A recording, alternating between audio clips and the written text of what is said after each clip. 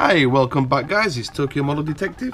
We're going to crack into this snap fit build of the frame arms Materia, and obviously as we start off I like to have very good workspace while I'm building my kits. It's always good to have a clear space. I know like in Japan a lot of the modelers, and myself included, have very minimal space, so try your best to clear your workbench, have good space, you know, even have little cups, plastic cups to put your parts in and stuff like that, so you don't lose anything. The amount of people that I get that lose stuff is just phenomenal. But anyway, we're going to crack open and test these little babies out. So we're going to start off with, I believe, a B2 frame. Sprue cutting, guys. Very important, as you know, with sprues, there is a process of cutting sprues properly. Obviously, you want to get your sprues into that little tab and just cut away. I like to actually, when I build, I try to keep as organized as possible. So when you look at your instruction booklet, I try to like put the parts in order of like how the instruction booklet would look like in terms of the fitting. So you know, I've got B2, B3 as top, bottom, A1. Where's my A1 frame? Yeah, so like I said, I've just basically just got into frame arms. I know frame arms were about for a while, but at that time I was, how can I say, not so interested in these kits. But now I've kind of got the vibe, the bug for it. What I normally do is, guys, with a knife, don't cut yourself, because I know in most guidebooks or the internet, you know, you should always cut away. I tend not to cut away because I'm very careful on how I cut things, because obviously I don't want to end up in hospital. But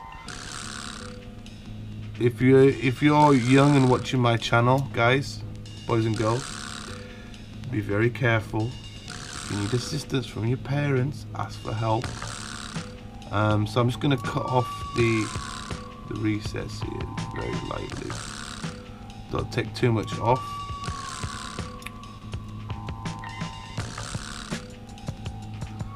And yeah guys, like I said, this is my new channel. I'm hoping to get lots of viewers and lots of people asking me questions, so don't be afraid in asking me questions regarding modeling or my time in Japan.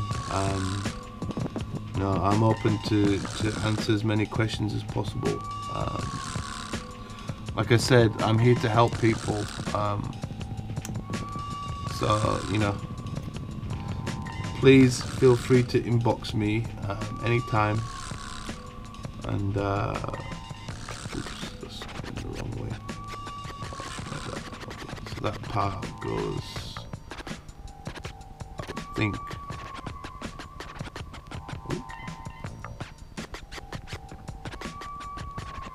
Here.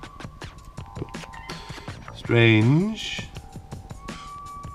Part should just fit underneath. Ah, okay. It slots into place quite nicely there. Yep, as you can see, you've got that part there. I don't know how well you can see that on camera, but anyway, that's section 1 done. Next, B5, B1, B5, B1, B5, B1. This must be the head section, and I'm going to talk about something else in a little bit once I've got this out of the way. So that was B1. Is basically about these like slots, holes. It's with Gundam building, you'll tend to be doing a lot of like adjusting the male to female collectors, because you don't want stuff too tight. For obvious reasons.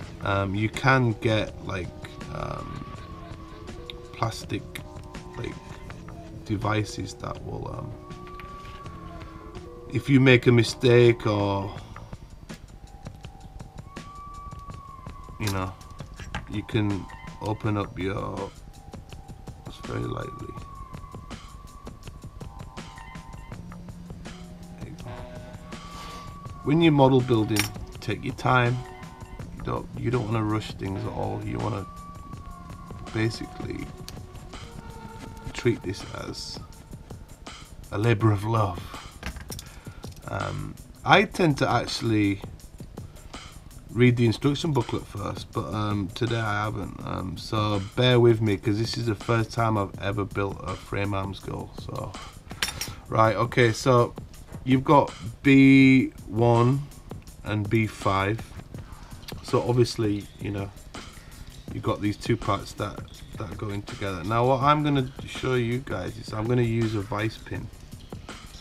Reason is because I'm actually going to take this apart once I've finished. This is probably, is it 2 mil? Maybe 2 mil. I'm just gonna go into the hole with my vice pin, with my drill bit, and very carefully work around this part, because like I said, I'm going to be taking this to pieces again, and once I get into my last video, but the video where I'm airbrushing, I'll explain why. And this actually saves you a lot of stress. Obviously you don't want to go too deep. I've had problems before with Gundams where I've actually how well you can see what's going on, is that, you know, you can go through if you go too far down, and what will happen is you'll get like a little nipple, or worst comes to worst, you'll get a hole. You can fix it with some putty, but to save hassle, stress and time, I would just work your way around. Doesn't matter if you make the holes too big, because obviously you're going to probably be using some cement. So as you can see now, this part here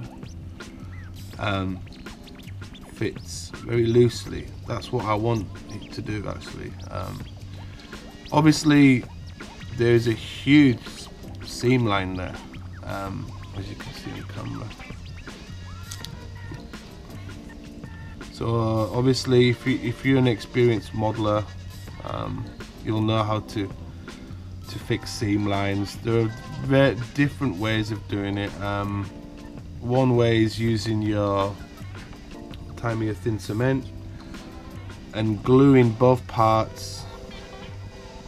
Now you want to glue around here, glue around the other part, and put them together. Press, hold, let it dry, and what happens is the actual cement bonds the two parts together. It kind of like fuses it, it melts it, and what you'll end up with is that the seam line in theory should not be there. This is quite a bad seam line, so and obviously I need to like sand this part here with some very light sanding grit paper 2000, but I'm sure most of you know how to remove seam lines. Worst comes to worst, you can use putty as well, but that's in another video. So basically, yep, I've got the hair together, and actually this part here of her hair should fit in here, I believe. Oops. So fits in like that. That's quite a snug fit there. It's like a right angle joint. A lot of the plum kits have those like kind of like connections. It's not too low. Yeah, when you're putting stuff together as well, make sure that you align stuff properly, and when you do, you don't want You don't want to push too hard. Oh, there you go. See there's a bit of a problem there. Come on, baby, get in there.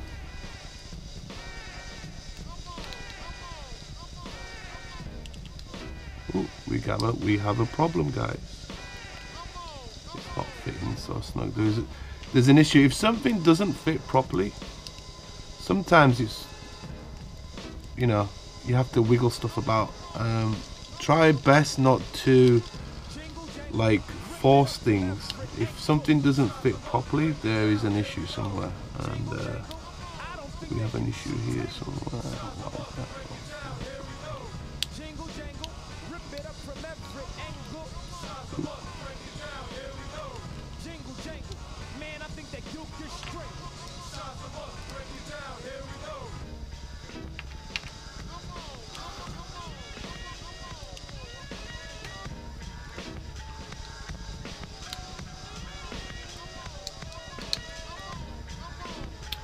Ah, voila, there you go, it's in. That took a bit of getting in, actually.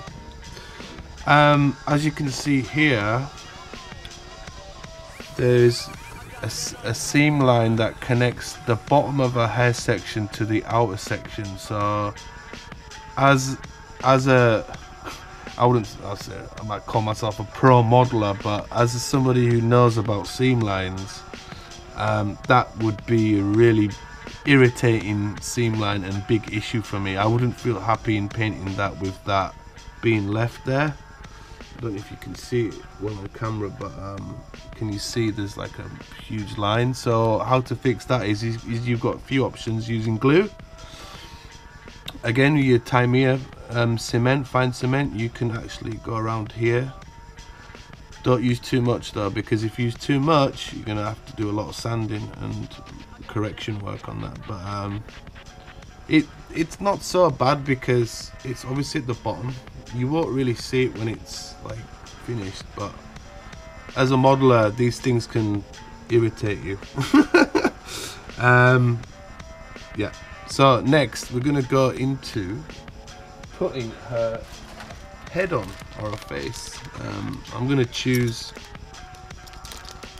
this one. Carefully open that up. Okay. So obviously it's up to you which face you want to put on, or which expression, but it looks like that this slots into these grooves here. It just pops in like that.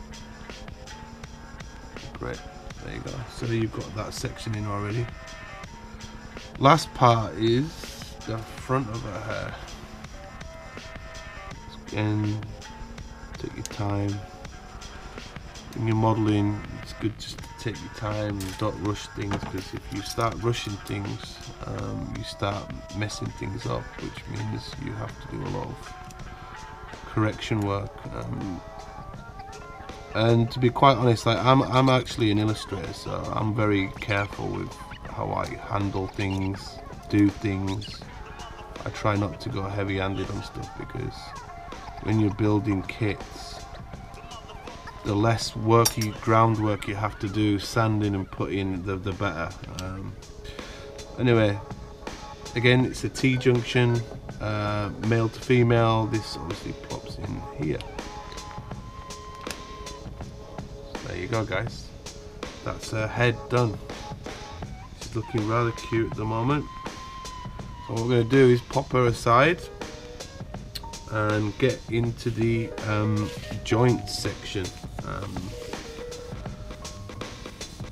We've got A2 parts, we've got A5, A2, A4, so A5. With these connecting parts, you know, you can go in as far as possible, but what happens is when you go too close to a part on a sprue, the tension creates like a tension mark where it'll turn white because of the actual pressure, and that can really be annoying. if you do that for many a reason. So that's why, you know, you should always cut off the runner into that gate, and then you can go back in and you can go as close as you want and it won't damage it at all. So I'm just going to clean these up. We play.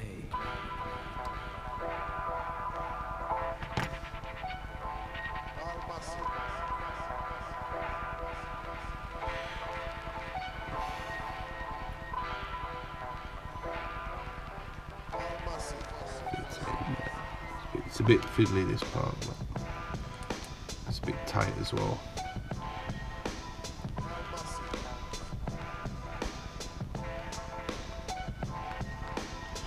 Again, see that part there, it was a bit hard to get in, so I didn't want to push too hard because you don't want to snap off that male connector that's in there. Again guys, just take your time.